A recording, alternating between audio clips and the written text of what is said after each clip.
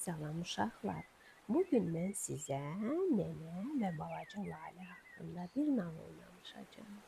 Biri var idi, biri yox idi. Dağın ətəyində bir kənd var idi. Bu kəndin evləri bir-birinə çox sıx və yaxın idi. Bu kənddə dağın düz ətəyində bir nənə yaşayırdı. Kəndin uşaqları hər zaman nənənin yanına gələrdilər. Onu darıxmağa qoymazdılar. Nənə isə onlar üçün rəngli yun saplardan papaq, əlcək, corab toxuyardı. Bir gün şəhərdən balaca bir qız ailəsi ilə birlikdə kəndə qonaq gəlir. O da başqa uşaqlar kimi nənənin yanına gəlir və ondan soruşur və deyir: "Salam nənə." "Salam balaca şirin bala," deyə nənə cavab verir.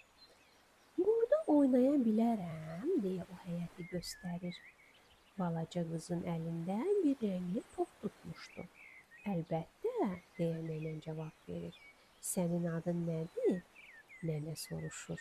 "Mənim adım Lalədir," deyən qızcığaz cavab verir.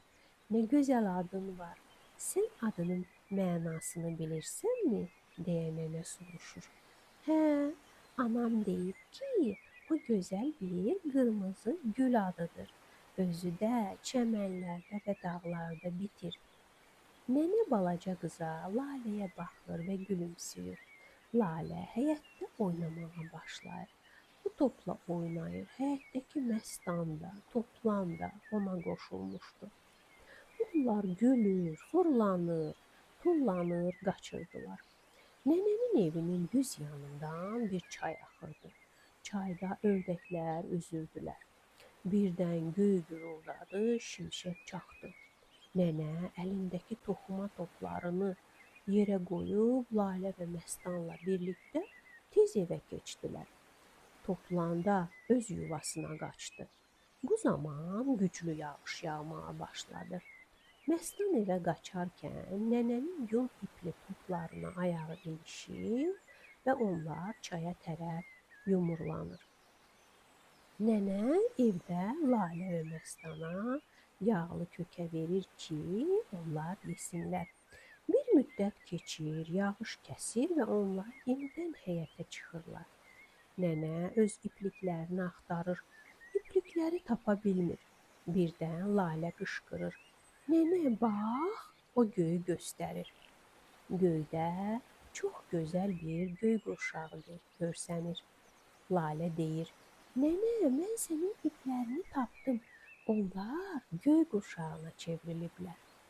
Nənə başını qaldırıb göyə baxır və gülümsəyir. Sonra Lalə nənə ilə sağollaşıb evə gedir. Bu evə çatanda gününün necə keçdiyini anasına danışır. Anası gülümsəyərək onu dinləyir və başını sığallayırdı. Beləliklə Lalənin, nənənin və kənddə bir günü belə keçir. Göydən 3 alma düşür. Biri nənənin, biri sənin, biri də Lalənin olsun. Sağ olun uşaqlar.